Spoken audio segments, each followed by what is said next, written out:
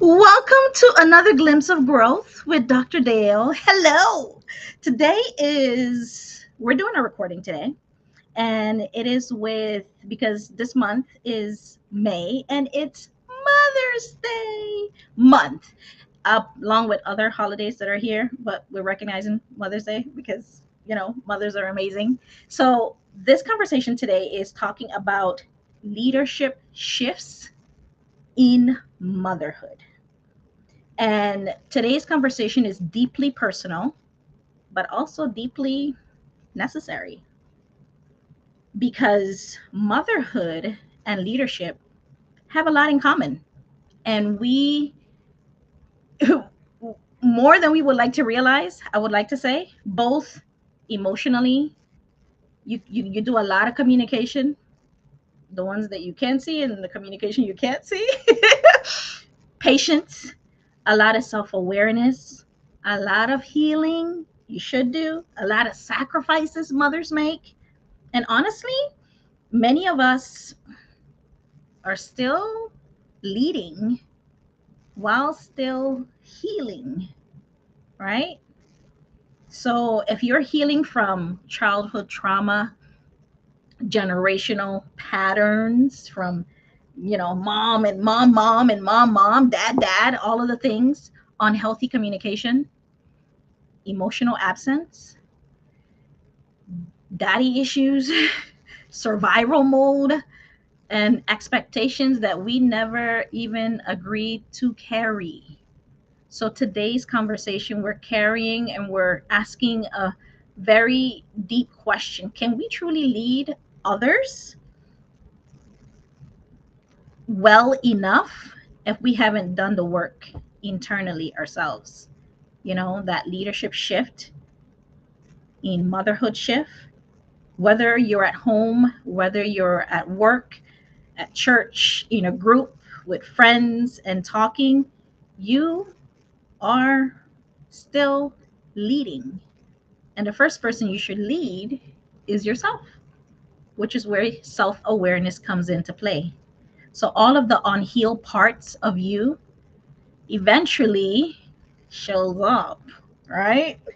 In our tone, in our reactions, in our smiles, the ones that are real, the ones that are not so real, right? In our leadership, and even in our relationship. So today, to help us have this conversation, I brought along three amazing women that I've met at different times in my leadership career, and I'm gonna bring them on so we can have this conversation. And I'll bring them up, and we can start this conversation with one quote. I have a quote, you guys. I have a quote that says, children often mirror our emotions, our emotional habits before they understand our words. I see you guys are all nodding, so you must agree. Yeah. So welcome, Terlin. Welcome, Dr. Chayla. Welcome, Sasheen. I'll have you guys introduce yourselves, but let me say why and how I met all of you. I met all of you at different times. The right, like I met you guys at different times, and not at the same time. Not at the same time. Dr. Chayla, I met Chayla. How did I meet again? We met on a speakers training. Who was it? Kim Waltz You don't get to Phillips. say her name. Yeah. Okay. Sure. Okay. You Don't even remember? say it. Yeah. Don't even Yeah. say it. Yeah, we ended up rooming together when we went to New York for that training, and it has been what, 2 years ago or three, two, three. I don't know. I feel like a husband. You'll never remember our anniversary. Every time. Every time. It's okay. It's 2023, right? Yes. Chayla? Or Yes. 24, one of them. No. No. No. Anyway, 2023. I met Sasheen. Sasheen, we met at a Miami-Dade Chamber of Commerce down here in Florida event, right? About a It, year. about a year ago, we were Yeah, at it was a Miami-Dade vendor. It was like a vendor vendor. setup, and it was early Yeah. in the morning, and people were just kind of like one eye open and going in there to get info, and the procurement people were there spitting game, and Yeah, and I was sitting there, and then Dr. Dale came over, and she was really bubbly, and we started cracking jokes. It was good, and so that was it. It was fun. And here we are. And Carolyn, where did we? Oh, Walden. So Carolyn and Walden I went to webinar. the same university, and I was speaking at Walden, right? Walden webinar, And alumni webinar. yeah, yeah, and you reached out, right? Yeah. You're like, you're talking about emotional intelligence, self awareness. That's my stuff. And from there, here we are. And Here you we could are. see how, when you begin to network with people, how it all began, right? So before we get too deep in, I want to give you guys an opportunity to introduce yourselves. People are asking, who are you guys? What do you guys do? Who wants to jump in? I'll go ahead and jump in. I'm Thank Terrell you, Fields, Carolyn. and I'm the director. By day, I'm the director of transitional services for First Service Residential South Region, but I am a transformational leader and transformational leadership coach with a background in accounting and my MS from Walden, in industrial organizational psychology. I am a divorcee and mother of 4 phenomenal adult children. And I'm really proud to say, especially as it pertains to this conversation, I'm the author of Power Packed Parenting, the Perfect Guide to Successful Parenting, where I take readers on a journey in parenting self discovery.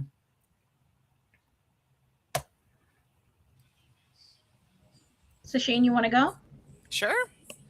I am Sasheen Murray, and I'm founder of SJM Customer Service Consulting and as a customer experience and operations strategist based in South Florida. Basically, I would say for the past 10 plus years, I've been helping growing companies fix or build their operational backbone behind a really great customer experience. So I delve into the systems, the workflows, and team structures that allow businesses to scale without kind of affecting their customers and their customer loyalty. Yeah.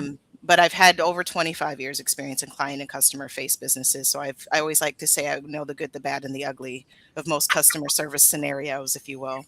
And I'm a mom of one boy and very happy, really good kid, and it's just been exciting to be on the journey of motherhood. So I'm excited for the conversation. Hmm.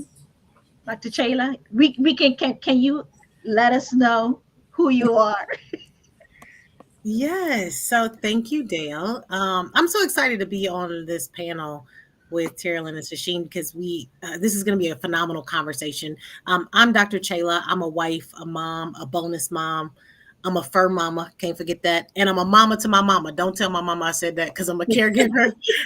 But somewhere between packing lunches and answering emails, I also try to remember to breathe. And I'm a serial entrepreneur. And one of the businesses that I run is I'm the CEO and president of CC Strategic Solutions. And what we try to do is to help empower leaders to thrive through inclusive leadership and cultural intelligence and immersive travel. I've lived in, visited, and been to over 100 countries. And I have a heart for equity. And so I try to equip individuals and organizations to lead with purpose, joy, and global impact. 100%. I love it. You see, it's at the end of it, it's people. So you all are very people persons. People centric. Yeah, Yes. people focus. And what I believe with this conversation, apart from the fact that you're mothers, I've every conversation that I've had with you, and you have mentioned a scenario or an example or something with your kids, I was like, I don't even know what I would do in that situation. What did you do? So this is another reason why I'm here speaking to you guys about this, because I believe motherhood, emotional intelligence, and the way the world is right now, it's tricky and there's a lot going on.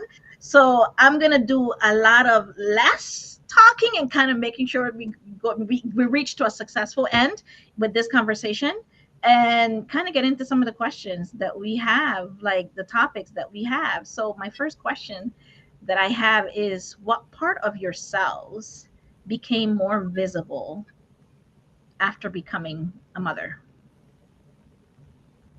I can kick that one off. Um, so it was interesting because it was almost like I had to pull foundational things that I had already established as a very young woman, being Mm. structured and it, like from high school. It was weird. It was like certain things kind of bubbled up, but not bad. It was like the structure because after I went to college and I was running around and I lived in a lot of different places, and so I found Don't say myself running here. around because I'm thinking something else, Sasheen. No, I wasn't running around like that, but I was living in, various different cities, like just trying to get my, just being in my 20s, in my 30s, Yeah, just yeah. being free. Um, that part came back where I was like that fundamental part that always was there, but I just didn't really need those resources at the time. I was the only person taking care of myself at the time, so you're just kind of like, ah. Hmm. But once this little person showed up, I was like, ooh, structure, you know what I mean? It just innately came Yeah. through. But it was wonderful to kind of re-engage in that way Hmm. with being an older person, an older version of myself, and then trying to navigate that. So I thought that was really interesting in my journey. I'll jump in. I think for Yeah. me, having to move into a single parent experience is really when I really solidified my purpose as a mother. Previously I was a wife first, and it was a tumultuous situation, and when it Yeah. ended, so there was a lot going on. But Yeah. when I found myself in a divorce situation, feeling defeated and like a failure, I went before the Lord in prayer, and I was like, you know, everything, my whole world had crashed down, and the Lord placed on my heart, He said, I've entrusted these 4 lives and these 4 destinies into your hands and into your care. And that shifted my whole perspective. Yeah. Um, and not that I don't understand and identify with myself as a woman and an individual, but it Yeah. definitely gave me a different perspective on where I was in my life. I wasn't a failure, right? I had an amazing and a monumental responsibility and Hmm. honor. I received it as an honor. And so, leadership, I think, took off from there because now I'm head of household.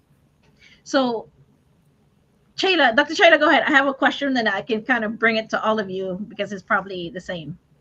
I can make it quick. I think for me, because I'm a recovering perfectionist, I Say it think ain't so. uh, I'm recovering. Keep I noting, recovering. Okay, yes. And so I think not putting that stress or pressure or trying to be the perfect parent or trying to um I don't think I ever tried to live, but I like letting my daughter know it's okay to make mistakes. The important thing is that you learn and you don't repeat them, And so Mm. I think that that was very key to me. Is it wasn't like, hey, don't step there, but if you step there, fail fast. Don't just keep Hmm. on doing the same thing over and over again. right. So, all of you remember that particular day, that time that you're like, oh, snap, I have a kid now. And what am I doing again? Like, what am I? It's not about me, and what I want to do and moving all to these different places to Sasheen's point. But, oh, now I got to be responsible and kind of slow down and kind of think of this person too. So, you guys all remember that particular moment you came to that realization? It's innate. It's not even something, it's like innate. Oh, And for me, it was like, yeah, when I had my son, it was like I grew a third arm. I was kind of say parenthood is weird. It's like some people say it's your heart outside your chest, right? But for me, it was more like you grew like an invisible arm that you can't see, but it's there. And like, that's how it feels. Well, for me at least. So it was innate, just kind of like, oh, it takes some time to set in. I think it's not everybody's different, you know what I mean? But yeah. it definitely was innate for me. Wow. So I'm gonna jump in here and say this, and I will get vulnerable. I'm getting vulnerable real quick. You. So for those to Sasheen, what you just said to those out here, you said it was innate for you. What about when it's not innate for some people? Is it is not innate for some people, right? Because some people just have it and just drop a kid off or can't take up care of them, so they pass them on or whatever, right? Whatever the situation may be. Then I think what? I think it's a lot like leadership. It can be learned. It can be a decision that you learn how to, like we can learn how to lead, we can learn how to parent.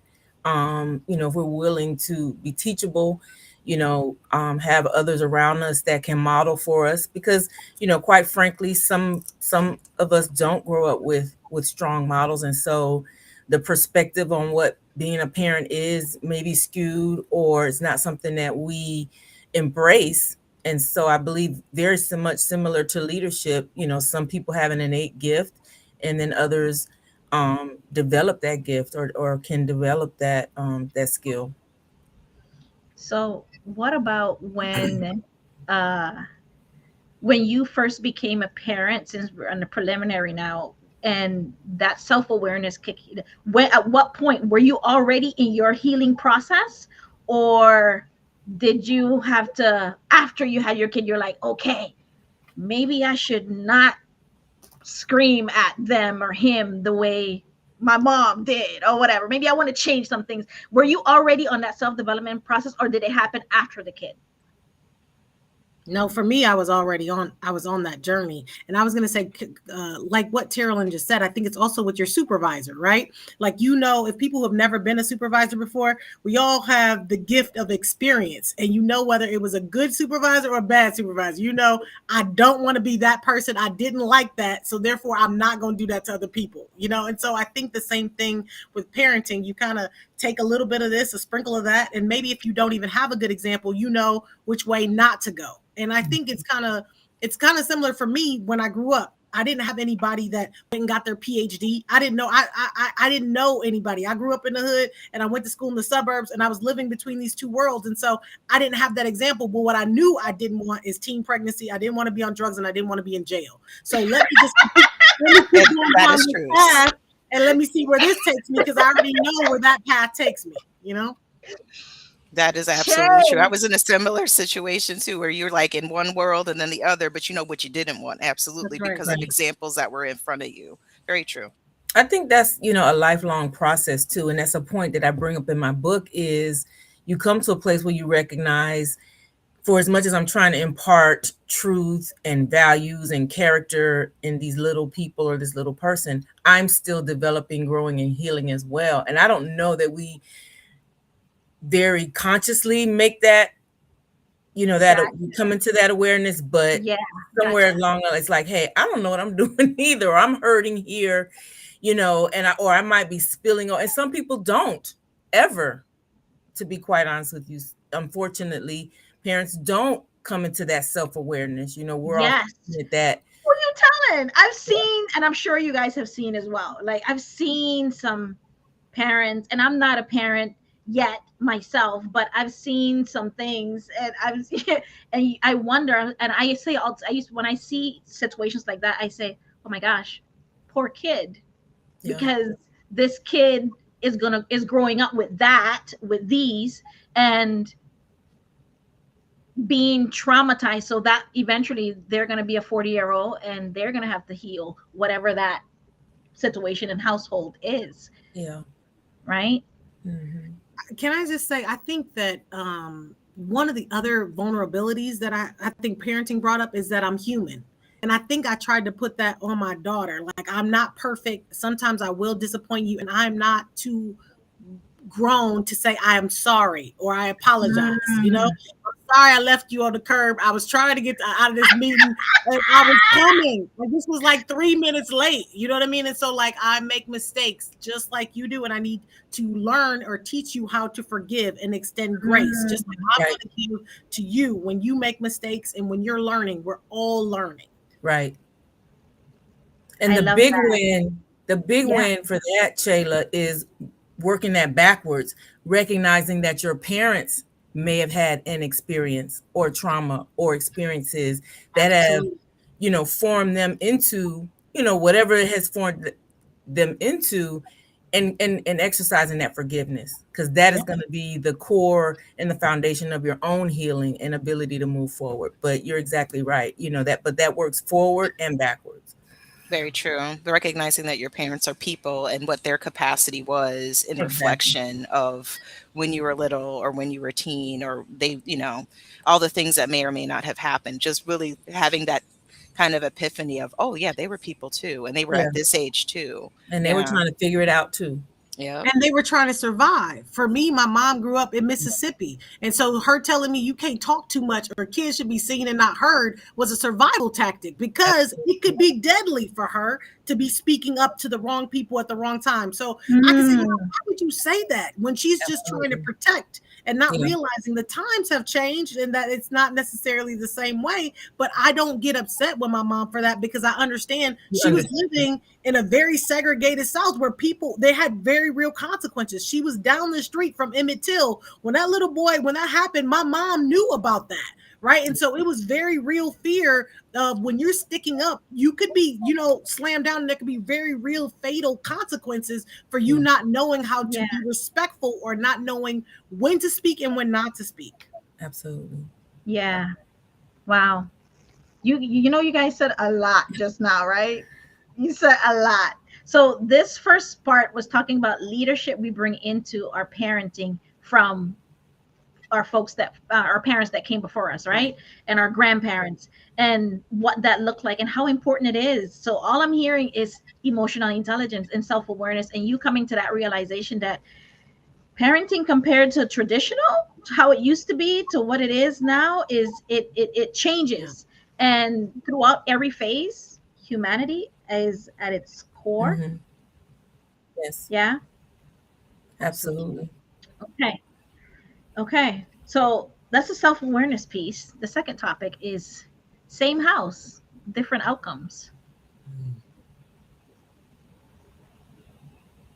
Why do you think children raised in the same house can grow up so completely different adults? One ends up being labeled the problem child, another one off to Harvard University, does everything they're supposed to do.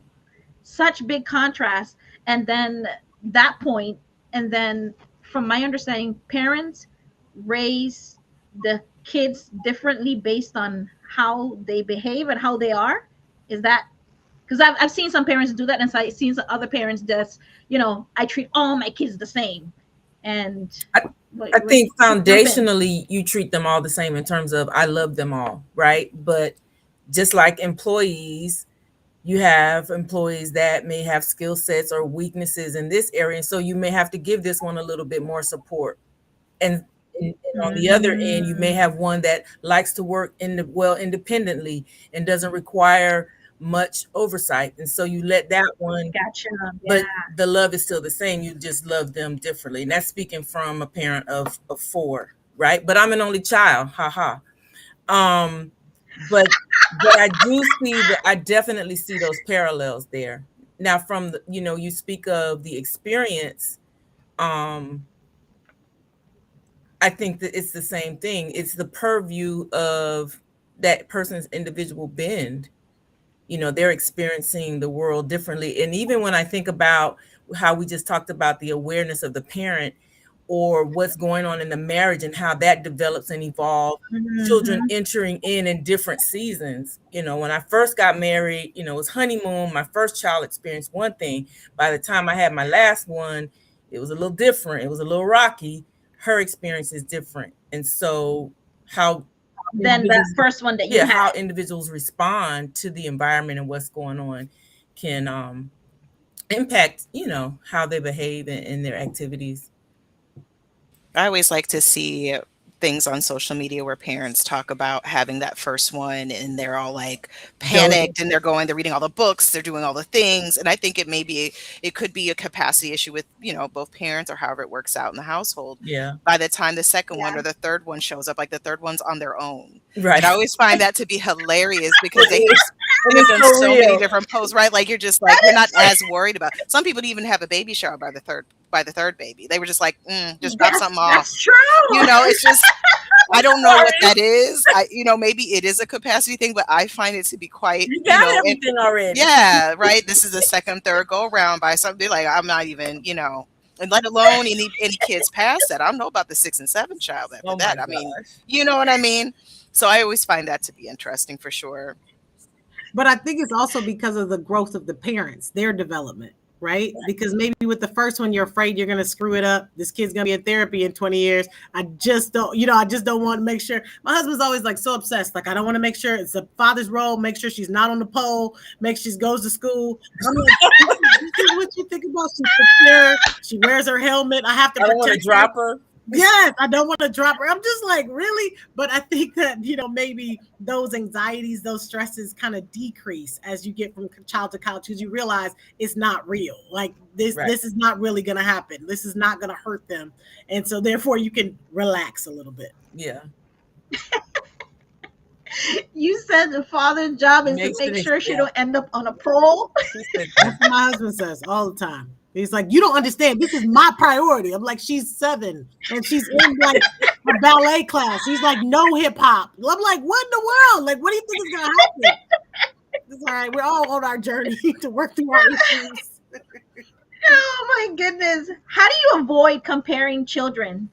Ooh, how do you avoid comparing children while still guiding them? When I was growing up in my family, they reinforce individualism. So like somebody will try to compare themselves, or why can't I do this? This person's doing this, or right. And they would be like, because you are an individual. Right. What you do is what you do, with this person is what this person, and even with navigating other relationships outside of the home, like friendships, just because little Sally cusses her parents out doesn't mean you get to. It's like one of those things, right? Like, right. Not here.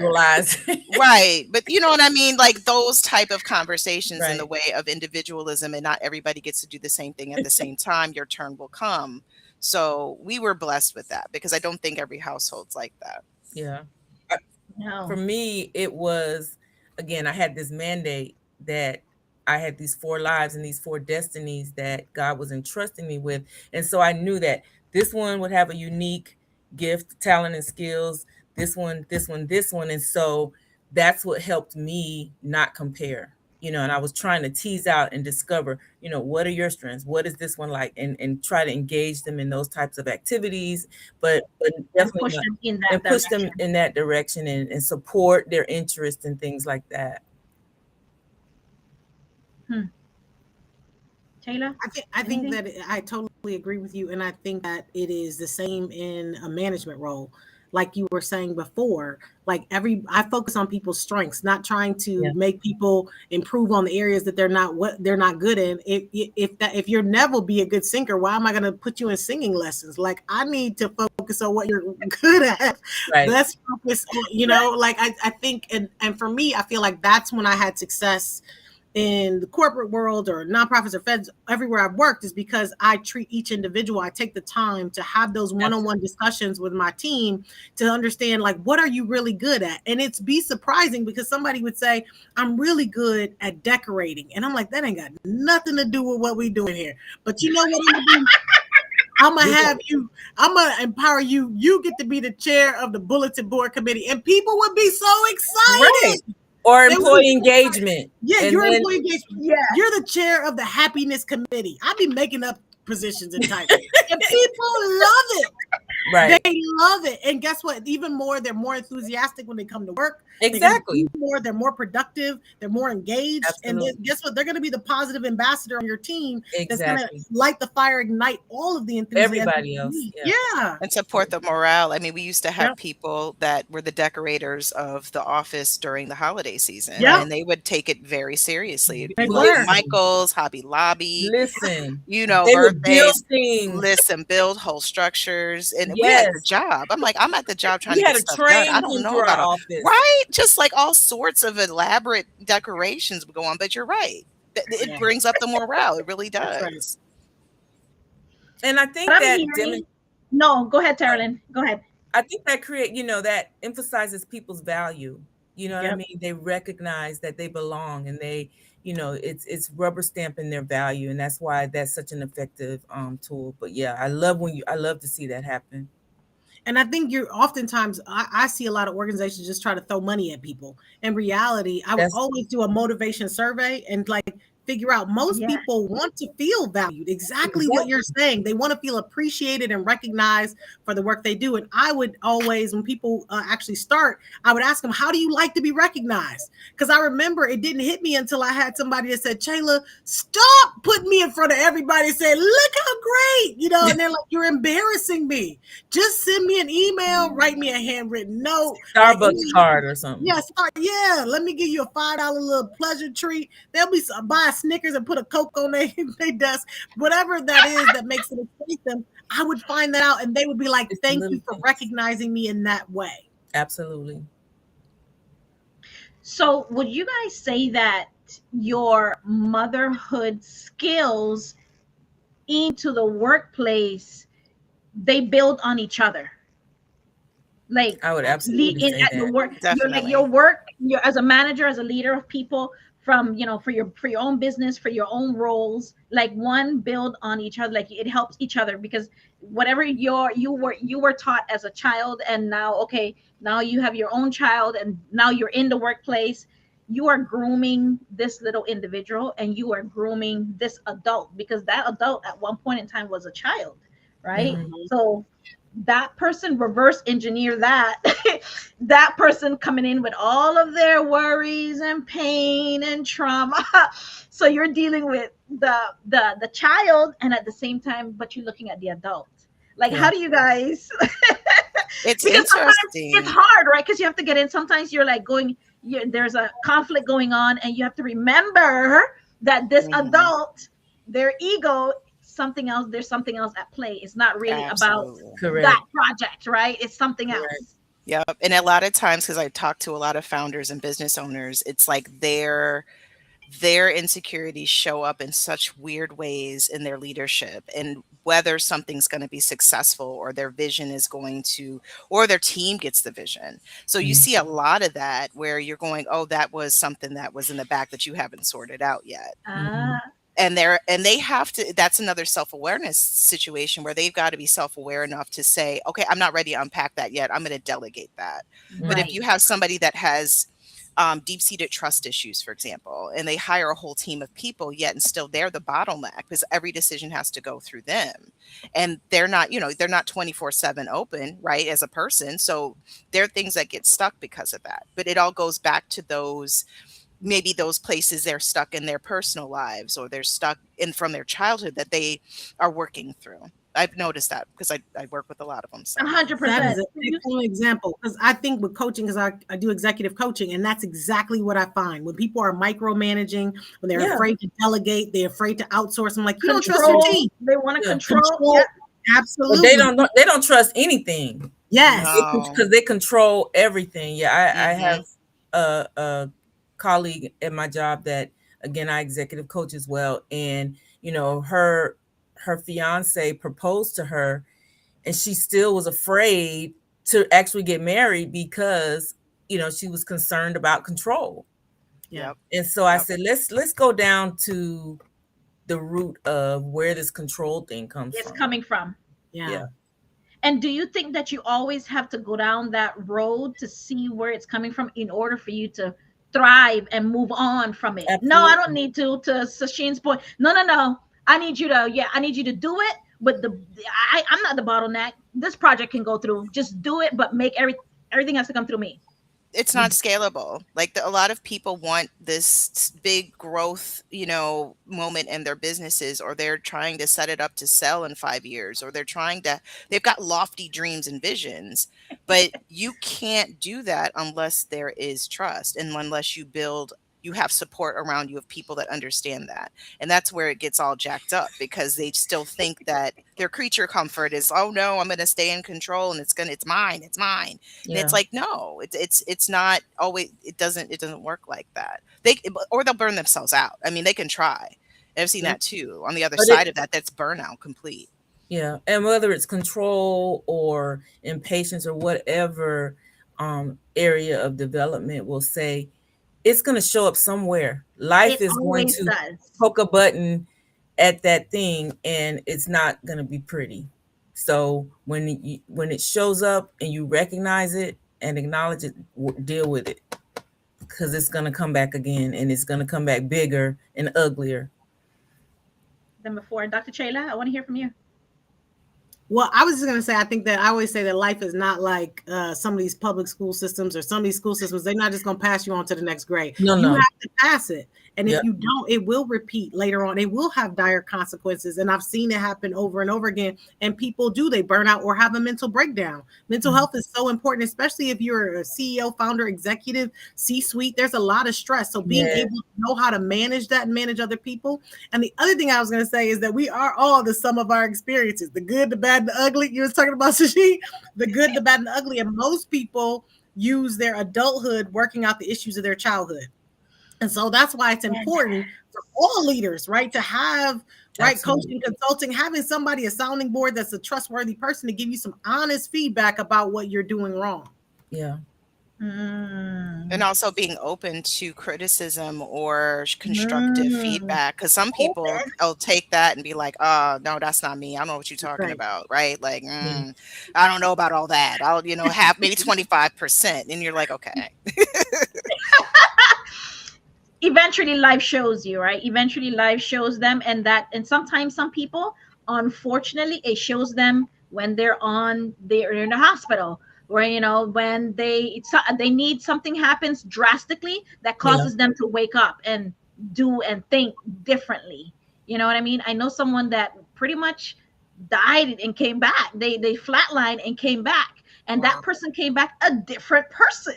Yeah. Like, they change everything about themselves, and you don't have to go to zero to come to realize that you're not, it's not working. Like, you really don't have to. You can learn from other people's mistakes. Unfortunately, that was a physical death, but I think that also there's a lot of businesses that's die, right, because of that, right? People, I had a client who was like, listen, somebody referred me to you. I've had 9 people quit in the last 2 years, and I know the problem is me, okay? I'm the problem. The problem is me. And I was like, whoa, well, this is easy. At least I'm glad we got here. Exactly. Like, I am the drama. Ego is out of the way. They're not Yeah. avoiding the pain. They're ready. Yeah. I love that. Yeah, you can work with that. You can work with that. Yes, Oh, for sure. Awesome. absolutely. I love that. So, how do you teach children and adults discernment without making them feel, fear about it, or, slapping their hands and kind of like, hey, to all of your point, how do you get that leader to see, or how do you get your children to see a different point so that they can go down the right road and not make the same mistake as you or someone else that you know? I usually start with the end in mind. I say, do you want this result? It's very simple. If you want this path, this is where this leads. If you want that, keep doing that and see then you're going to get what that path delivers. But if you want something else, you got to do some different things. Yep. To that point, I always like to say, either I can guide you, and I'm not saying this because this is just me saying stuff. So I don't say stuff to say it. I'm saying it because I'm here to guide you. It's either you can listen or the world will show you different. Yep. Because the world will come and show up every single time, whether you listened or not. Right. And that ultimately then is your decision on how you're going to move forward. And of course, I'm here to support you, but understand, just like, there are consequences, there are circumstances, so I try to go through that conversation and really give the why part. I think, from a parental standpoint, we have to model. We can't just talk. And so, if I'm giving you insight, if I'm giving you principles, I need to be modeling that. And I need to live a lifestyle that's, that rubber stamps what I'm saying. And my children are able to see the results, of and consistency, a life of integrity, and model the same behavior, that walk the walk that I talk. I love that. And it's a blessing when they come into adulthood, and it all comes together, and they're like, wow, mom was right about this. Or, Yeah. they see the Yeah. fruit. Yes, sometimes things take patience, but they see the fruit of, you know, acting or behaving in a certain manner. As we begin, you guys see, it's it's been a lot. We talked about a lot, and time went by so fast. As we begin to wind down here, I have one question for each one of you. Then I'll kind of ask you about the your favorite quote, and we can kind of jump out of here. And this is part one, you guys. We're gonna have a part two series. We probably should be having a part 50, but motherhood is just so vast, and it just seeps into all of the different parts of our lives. So my question is, what is one thing you want your child to carry forward? Like, what is one thing your child taught you that you want to carry forward, or you have carried forward into work, into your leadership role?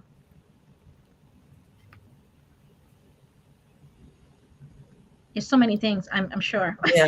I think it's really hard to say. I think one of the things, the first thing that came to my mind was be brave. Like, and I hear my daughter saying that to her friends when they don't want to try different foods.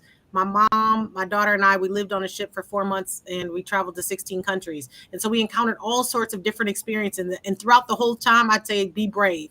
Like, and she'd hold my hand and say, Mom, be brave. We're just going to do it. Just do it. And I'd be like, that's right. Be brave. And so I hear her saying that to her friends. Like, I don't even know why they were scared of Reptile Day. I was like, just be brave. And she's like holding a python. And I'm like, yeah, be brave, but put that thing down.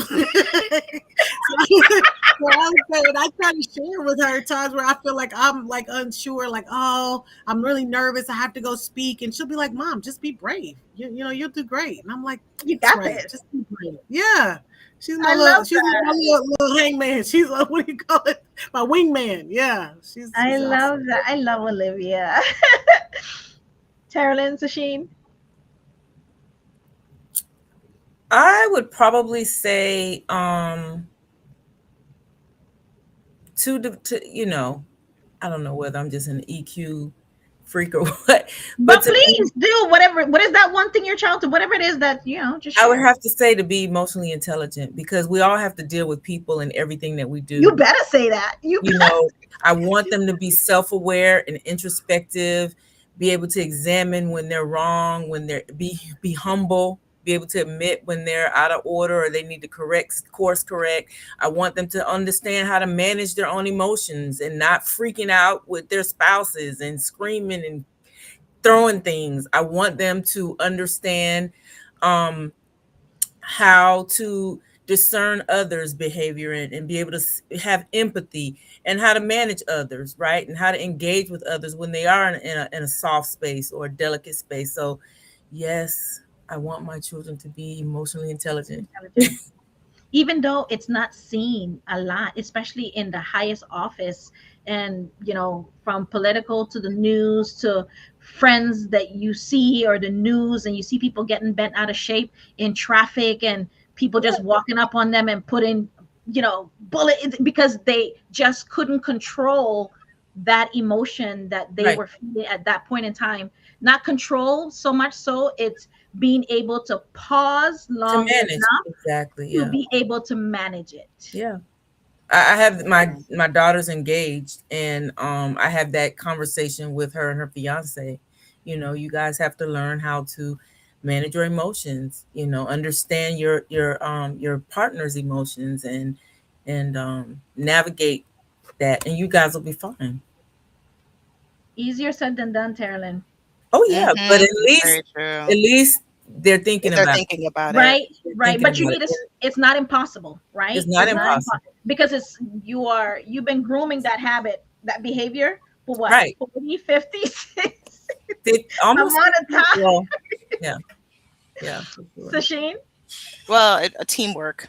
I think that going back to kind of that, it's in the same vein of teamwork and knowing how the team manages. Like my son does a lot of flag football and it's a really good team player, and practices a lot of good sportsmanship, even with the opposite team over the years that he's played.